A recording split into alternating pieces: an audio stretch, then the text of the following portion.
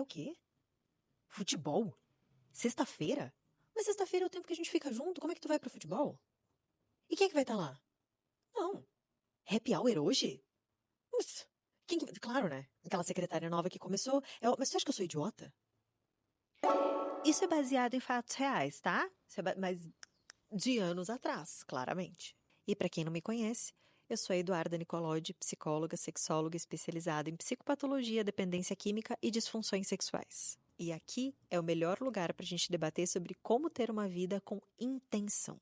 Eu era uma pessoa muito ciumenta e muito controladora.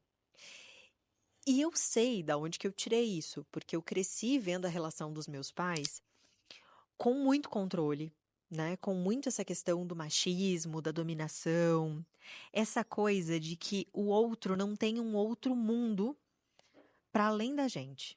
É como se o casal, no momento que eles se unissem, eles grudassem. E não cada um tem o seu próprio mundo. Cada um tem as suas coisas, seus amigos, suas vivências, suas experiências e também um mundo em conjunto. Aí eu dou um exemplo assim de: imagina que o parceiro a Ana, tá com o João.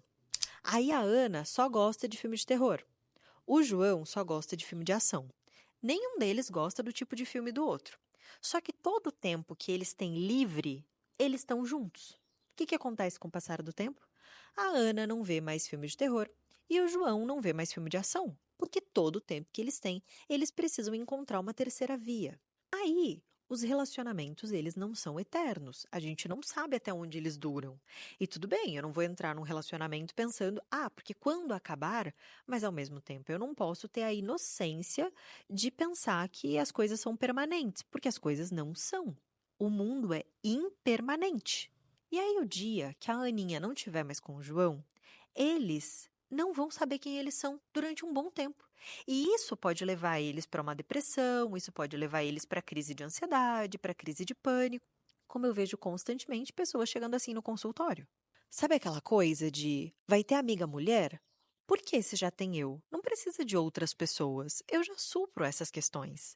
Ou de realmente não deixar o outro sair ou ficar cuidando, sabe? Não, eu não tenho problemas com meu parceiro sair, mas eu fico ligando de 3 em 3 minutos, eu fico mandando mensagem. Se a pessoa ficar lá conversando com os amigos, eu vou reclamar. Por que não me respondeu? Levou 1 hora para me responder? É como se a gente quisesse criar um relacionamento em que não existe parceria, não existe complementariedade, existe possessividade. Aí imagina que eu tô olhando um pedaço dessa árvore aqui, tá? Tá verdinho, tá bem bonito. Aí eu arranco um pedaço, levo para casa, porque nossa, tá tão bonito, né? Só que daí esse pedaço de árvore dentro da minha casa vai começar a secar, vai ficar nojento, vai ficar caindo folha, vai ficar me atrapalhando. E eu vou olhar e vou pensar, putz, mas por que que aqui dentro tá tão feio? Lá fora tava tão bonito, tava tão verdinho. Claro, porque tudo que estava alimentando essa árvore, a terra onde ela estava plantada, os galhos que levavam nutrientes para ela, eu arranquei tudo aquilo. E é isso que a gente faz com as outras pessoas.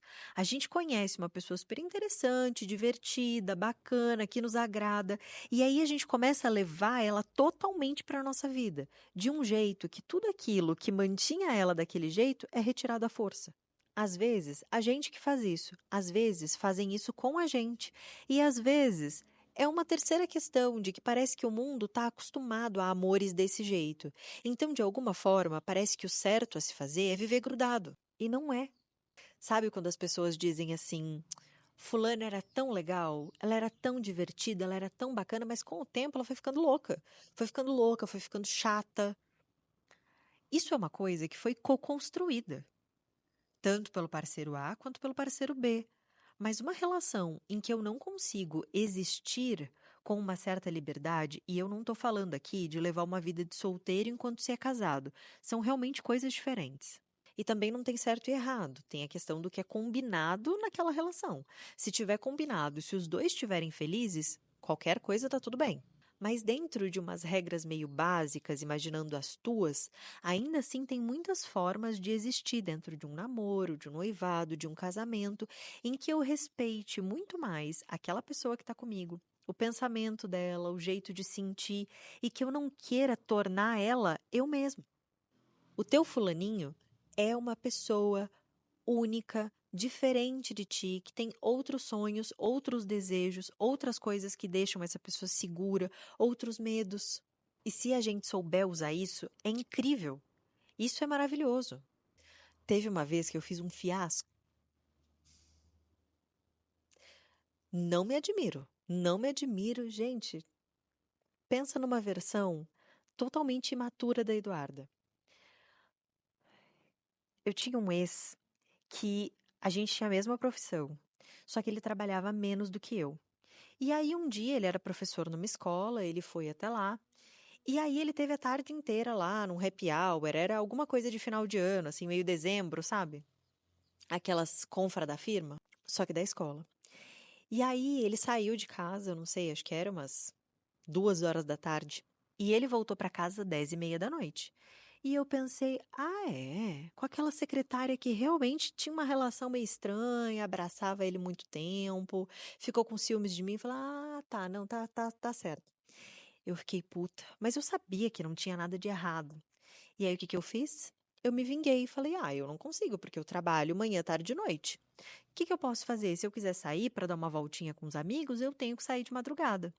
Eu saí, eu não expliquei. Eu voltei para casa 4h30 da manhã, como se nada tivesse acontecido. E é óbvio que ele estava puto da cara, não vou tirar a razão, né? Mas a questão é, às vezes, a gente quer se apropriar da outra pessoa por controle, por ciúmes, por invalidar os sentimentos do outro. E tudo bem, tem gente que briga, tem gente que quebra coisa, tem gente que reclama, tem gente que termina, tem gente que se vinga. Eu já tive vários desses momentos. Mas o que eu aprendi com o passar dos anos, tá? Que eu não aprendi isso de uma vez. O que eu aprendi foi, meu Deus, que cansaço, Eduarda. Por que essa noia? Por que esse incômodo? Por que essa raiva? Por que essa frustração? Na minha cabeça, eu já estava muito melhor, porque em outros tempos eu teria discutido, teria falado, puta, passou o dia inteiro lá naquele lugar, eu não sei o que estava fazendo, não me respondia. E a versão melhorada foi tentar fazer pior, assim, devolver na mesma moeda uma coisa que a pessoa nem tinha feito na real. Mas de repente, por ter vindo de um lar em que eu sentia que as coisas eram muito desbalanceadas, em que uma pessoa, ai, saía, voltava super tarde, e a outra pessoa estava em casa, eu não queria ser essa pessoa boba, sabe? Eu não queria ser a pessoa que estava em casa esperando o outro. É como se isso tivesse um peso tão grande para mim que eu simplesmente queria ir lá e fazer a mesma coisa. E na minha cabeça, eu estava saindo por cima, simplesmente aprontando.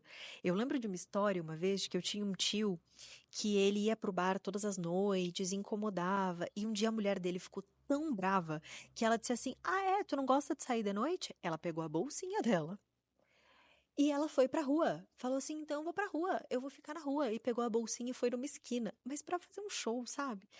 E aí eu ouvi isso e eu pensei: Bom, mas ela pelo menos não deixou quieto. Ela não ficou quieta. Ela não baixou a cabeça e falou: Ah, não, é verdade, tu é homem, tu vai sair mesmo. Ela foi lá e devolveu. Só que de alguma forma, a Eduarda criança olhou para isso e pensou: existe uma força aí. Às vezes a gente pensa nas coisas com o nosso olhar infantil, que ele permanece com a gente anos a fio. A maturidade leva muito tempo para se instalar, e quem me dera ela tivesse se instalado mais cedo. Hoje é um dos temas que eu mais amo estudar. Relacionamento, ciúmes, controle, possessividade. Como amar de um jeito bonito. Se tu puder, não fazer tantas cagadas, e eu sei que esse tipo de cagada de repente tu não faça, mas outras, sabe? De querer controlar a outra pessoa. Deixa a pessoa brilhar, deixa a pessoa ser feliz, deixa o amor ser esse lugar aberto. Não tô falando de relacionamento aberto, não, tá? Se quiser, tudo bem, mas se não quiser, tá tudo ótimo. Não temos isso aqui também, tá? Mas o amor pode ser um lugar de amplitude, onde a impermanência continua sendo a palavra da vida. Eu não sei como é que o outro vai estar daqui a um ano, eu não sei nem se vai estar comigo, eu não sei nem se eu vou estar com essa pessoa. Como que eu vou querer tornar ela desse tamanho para caber na minha caixinha? Ela tem que ser enorme, do tamanho que ela quiser ser. E isso é amor de verdade.